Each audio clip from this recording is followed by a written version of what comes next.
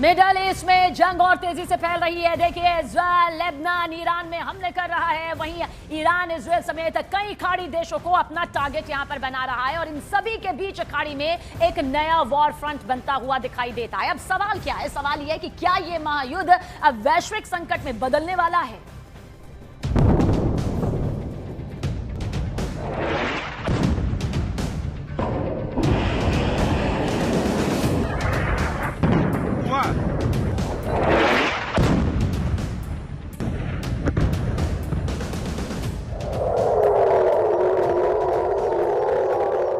Jordan में siren alert पर US airbase.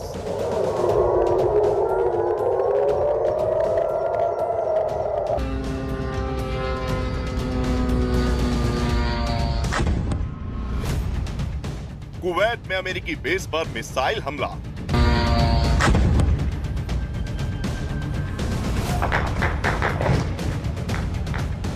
धमाकों से गूंज उठी मनामा की रात।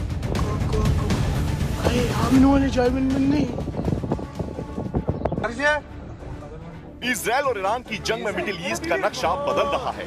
ईरान वर्सेस इजराइल की लड़ाई अब सिर्फ दो देशों तक सीमित नहीं रही। जॉर्डन, कुवैत,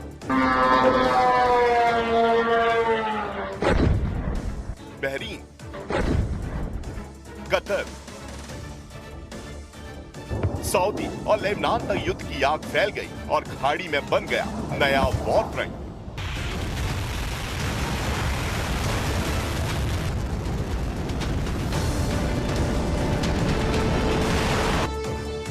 अपने सर्वोच्च नेता अयतुल्ला अली खामनेई की मौत से भड़का ईरान अब किसी भी कीमत पर इजराइल और अमेरिका से बदला लेने पर उतारू है। ईरान की तरफ से लगातार अमेरिका और इजराइल के ठिकानों को निशाना बनाया जा रहा है।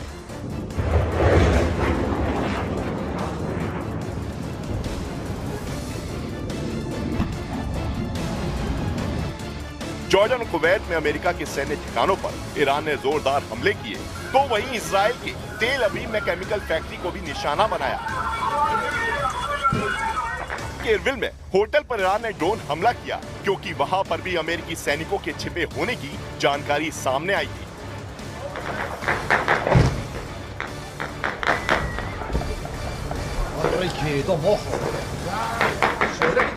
तो वहीं बहरीन में युवाओं और अल खलीफा शासन बलों के बीच झड़प की खबरें भी सामने आई। ईरान समर्थित गुटों का संदेश साफ है, अब जंग सिर्फ सीमाओं पर नहीं लड़ी जाएगी।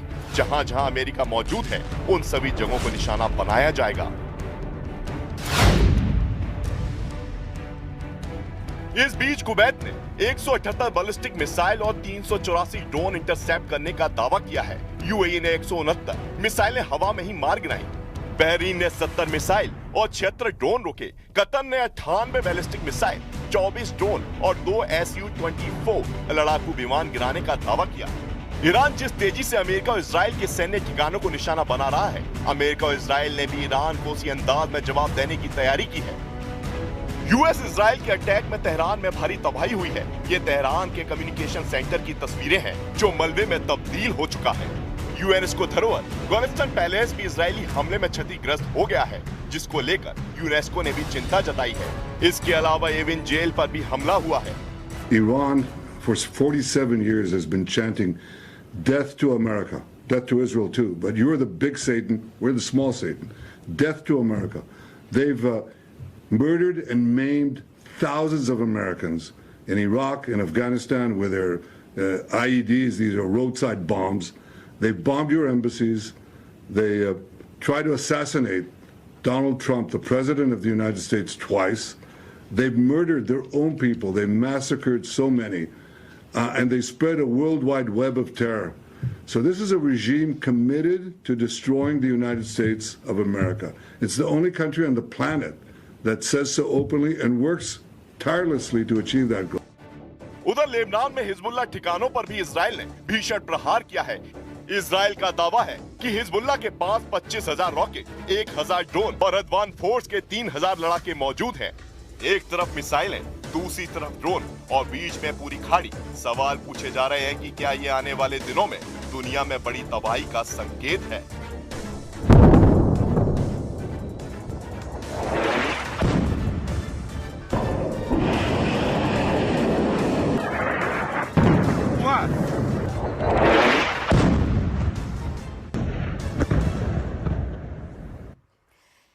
देखिए, विनाश तो हो रहा है और ये विनाश भयंकर है। इसी से जुड़ी हुई वॉर ब्रेकिंग के जरिए आप तक ये खबर पहुंचा देते हैं, जहां ईरान में 787 लोगों की मौत का बड़ा दावा किया गया है। दरअसल अमेरिका इजराइल का जो ये ज्वाइंट हमला सामने आ रहा है, उसमें 787 लोगों की मौत का दावा है और बताया जा रहा है कि 153 शहरों में 1000 से ज्यादा हमले हुए हैं, जिसमें ईरान के नेतांज न्यूक्लियर फैसिलिटी को भारी नुकसान यहां पर पहुंचा है। तो आप देख लीजिए, अमेरिका इजराइल के हमलों से ईरान में किस तरह से भारी तबाही मचती जा रही है।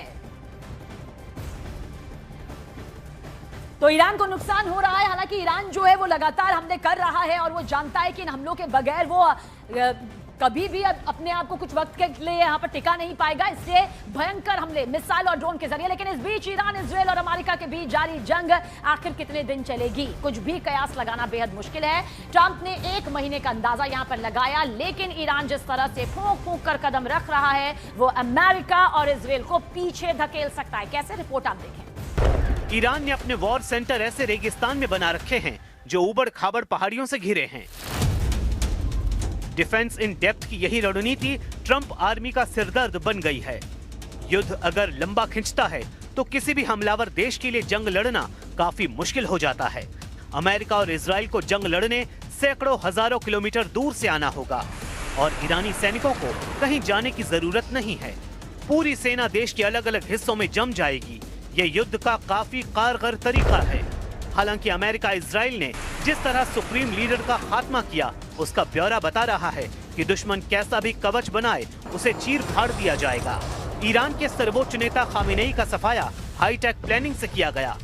मीडिया रिपोर्ट्स के मुताबिक मोसाद और CIA एजेंट्स ने तेहरान के सभी ट्रैफिक कैमरों को कई सालों से हैक कर रखा था। इसमें से तेहरान की पास्टर स्ट्रीट के पास एक खास कैमरा सबसे अहम साबित हुआ। इजराइल, अमेरिका ने खामेनेई के बॉडीगार्ड्स की हर आदत पर नजर रखी। कौन गार्ड किसे सुरक्षा देता है, उसका पूरा डेटा तैयार किया गया। बॉडीगार्ड के घर का पता, ड्यूटी टाइम, आने जाने का रूट सब रिकॉर्ड किया गया। खामेनेई के साथ रहने वालों की गाड़ियां जहां पार्क होती हैं, उस कंपाउंड की रेकी की गई। इलाके के मोबाइल नेटवर्क में घुसपैठ कर सुरक्षा दस्ते की आपसी बातचीत सुनी गई। ऑपरेशन में इजराइल की यूनिट 8200 ने सिग्नल इंटरसेप्ट जुटाया। अमेरिकी इनपुट और human source support CIA agents ने किया।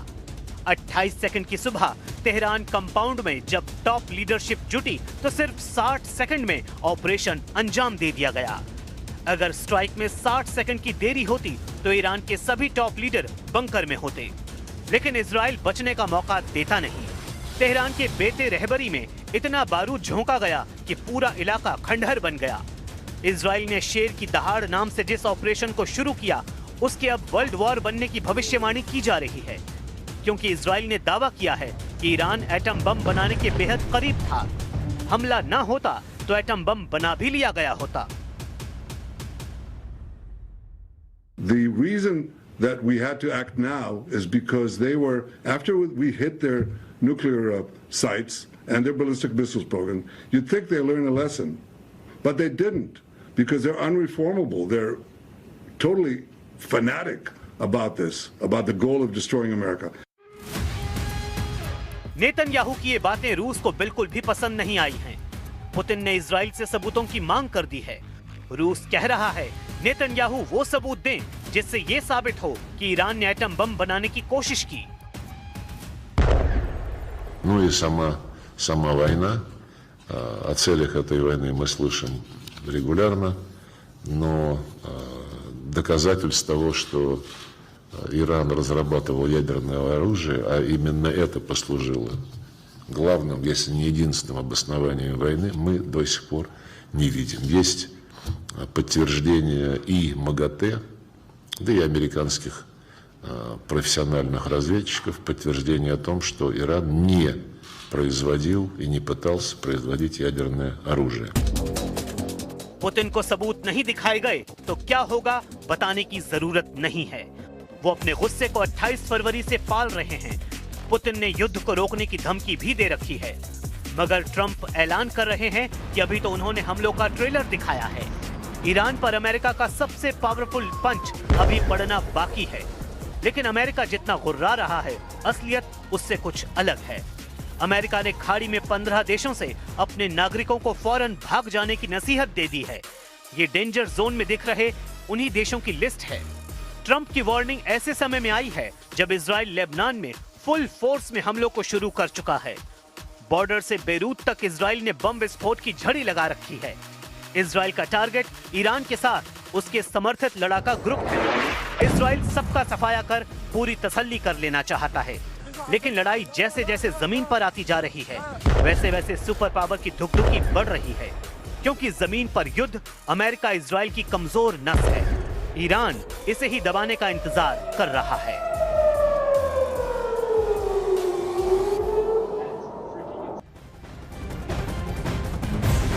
वॉर ब्रेकिंग ऐप तक पहुंचा दे। लेबनान में इजराइल का सबसे बड़ा हमला सामने आया है। हिजबुल्लाह के ठिकानों पर आईडीएफ की एयर स्ट्राइक और यहीं पर इजराइल के हमले में लेबनान के 6 लोगों की मौत की भी खबर। हमलों में लेबनान में मरने वालों की संख्या 50 हो गई है। आईडीएफ की एयर स्ट्राइक आप देख लीजिए किस तरह से लेबनान में मौत का यह आंकड़ा बढ़ता जा रहा है। जैसे ही लेबनान की एंट्री इसमें हुई उसके बाद टारगेट सीधा हिजबुल्लाह के ठिकानों को किया गया, लेबनान को यहां पर किया गया।